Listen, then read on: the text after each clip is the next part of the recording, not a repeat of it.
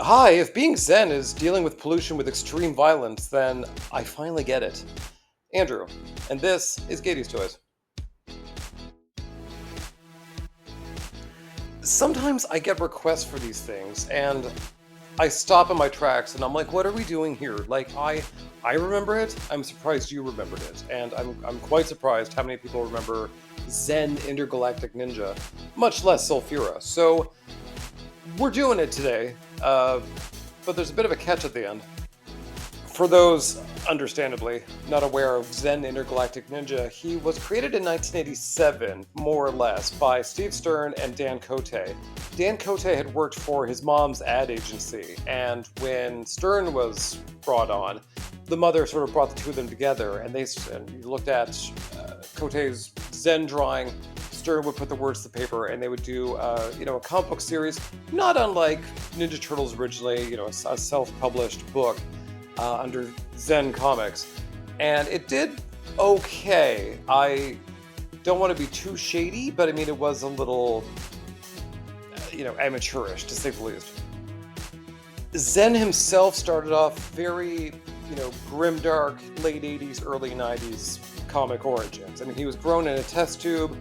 Scientists deemed the whole project to be a failure, but one scientist grabbed Zen specifically and fired him off into a rocket where he had crash landed on Ohm, where the monks of Ohm raised the young blue blob of whatever and trained him to be their greatest martial artist of all time. He would go on and essentially become just a solo mercenary for hire. That said, this was the late 80s, and Stern particularly saw the change in the wind. He looked around, took a temperature of the room. He saw, Ninja Turtles and all of the various spin-offs, let's say, rip-offs, in another way of saying it, of Turtles, anthropomorphic teams, and then likewise looked over at what Captain Planet and Toxic Crusaders were doing, where they had a real environmental slant to the whole messaging, and he sort of really decided to take Zen in that direction. Multimedia. The success of Zen was a lot of launch padding onto the next project and a lot of hype. We'll get into the fellows involved later on, but there was a lot of, proposing Zen to companies and saying, everyone's talking about him, which I was there. We were not. The first win for Zen was a contract with Konami. They made a Nintendo Entertainment System game as well as a Game Boy game.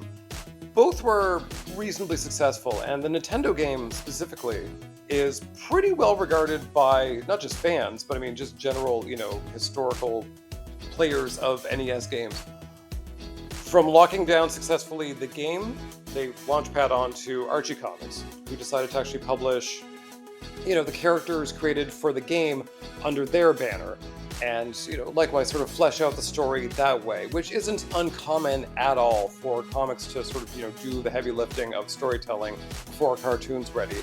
Speaking of, a cartoon was supposedly in the works. I cannot find anywhere who was going to do this or if any contracts were, drawn up.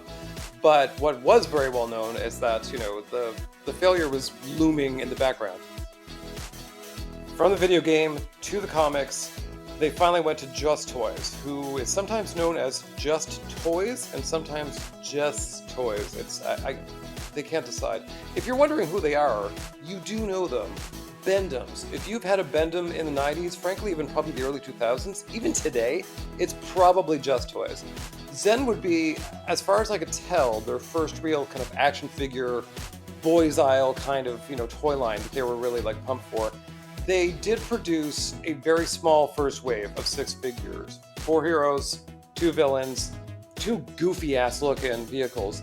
But by this point, all of the hype, particularly from Stern, of what a huge project, how everyone's really invested in Zen, how everyone really can't wait to get more product, it all fell apart. As I mentioned before, Stern and Cote were from an ad agency, and so, they might have connections, they might have great pitches, but either way, they made a lot of waves and a lot of product out of nothing. I mean, they went so far as to do statues, rubber masks, phone cards. There was a lot of Zen for how little there was to Zen. Speaking about what little is there, I mean, this was incredibly derivative. I mean, the story of Zen himself largely remained the same from Zen comics to Archie comics. There were a lot of characters created that were extremely derivative of, again, Toxic Crusaders sort of thing, where there's a lot of like pollution-themed villains and eco-friendly heroes. I'm not even getting into them. They're very paint by numbers, boring. Who we're talking about today specifically is Sulfura, who's the sort of, mistress of acid rain, and would also do that whole like S thing we just talked about with Viper and some other snake characters. I don't know why. Maybe it was like raindrops simmering. I don't know. She did the S thing. Sulfura worked in the gang of polluters who were led by Lord Contaminus, who, I hate that name. I hate his face. Anyway, she was the acid rain chick, and she very much had kind of a Spider-Man Sandman kind of design, but nevertheless a great look. Like, I really did like the look. You kind of expect sort of a green or whatever, but like she definitely like popped on the screen, and so much so I think that the writers for Archie comics really propelled her forward. She was, really the chief of the non-Lord Contaminus villains. By that, I mean she really did get almost as much as screen time and dialogue as Lord Contaminus. Still hate that name. Their relationship was lecherous, let's say, to be, as G-rated as possible. He was very much, complimentary in a gross way, and she was very much like, no, thank you. I might be reading too much into this, but I don't know what her specific motivations were to be in this pollution gang. She had no real, attraction to Lord Contaminus. She didn't really have her own motivations. This was, it was an Archie comic, and if her motivations were strictly death and destruction, relatable. As mentioned before, JusToys released 6 figures, 2 vehicles. Sulfura was not in it.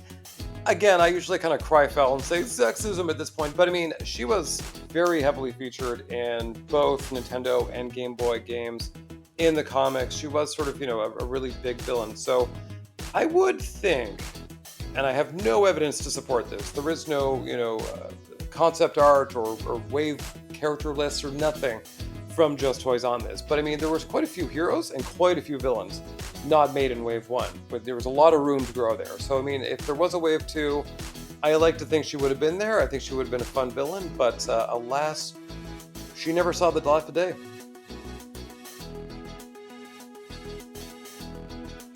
This is where things take a bit of a turn. I usually like to start, these things off with, where we are, what happened, and then start with sort of at least a, somewhat optimistic note, but not today. Zen would, fall apart pretty quickly. The comic book didn't last very long. The video games were pulled off the shelves pretty quickly. The toys, I don't know anyone actually even saw these on shelves and not bargain basements. The character of Zen would go on to Omnipress and do very 90s grimdark, but, the audience was dwindling and then just slopping off, left, right, and center. So he would go for a little break. Devil's Due Publishing in the early 2000s would start at least a dialogue to do, sort of a big brand refresh for the 2000s, but that fell apart when, intellectual property ownership was sort of challenged. Eventually, a company called First Comics would pick up, a lot of anthology series, 3D collections, a lot of gimmicky stuff to sort of keep Zen in the cultural zeitgeist as best he could. I don't know these guys. I've seen interviews with them. They seem lovely, but there's a bit of a dark tone that I don't quite love about this, and really sort of paints a heavy brush on Zen himself. Currently, Stern has a website called Storyboard Graphic Novels, where he essentially preys on screenwriters who could not get in the door via Hollywood. He would tell them, you can take your script to us, and for a mere $30,000, we'll turn your script into a graphic novel written by Stern himself. It's the different media. Graphic novels, comic books are different than movies. So to take the script of a movie and put it into a comic book, these two things are not the same. Likewise, they didn't publish the comics. They would just give you the graphic novel at the end that you yourself could go and pitch to Marvel, DC, Dark Horse, whoever. So this, I don't like this. This is predatory, to say the least. And again, I don't know these guys. I don't know much about them personally. They seem well enough, good people on interviews, but I just, between the, latching onto a phase back in the 90s to, preying on screenwriters today, it's not a good look. It's not a good look. Nevertheless, they are still very much in the Zen business, so I wouldn't be surprised to see them capitalize on the nostalgia baiting that a lot of companies do right now. So keep your eyes peeled for the return of Zen, whether you want it or not, and maybe at least time with Sulfura. And that's it from Sulfura, from Zen, Intergalactic Ninja. Controversial though he may be. Thank you for watching. Thank you for liking, commenting, subscribing, all the YouTubey things. And I will see you next time on MIA 80s Ladies.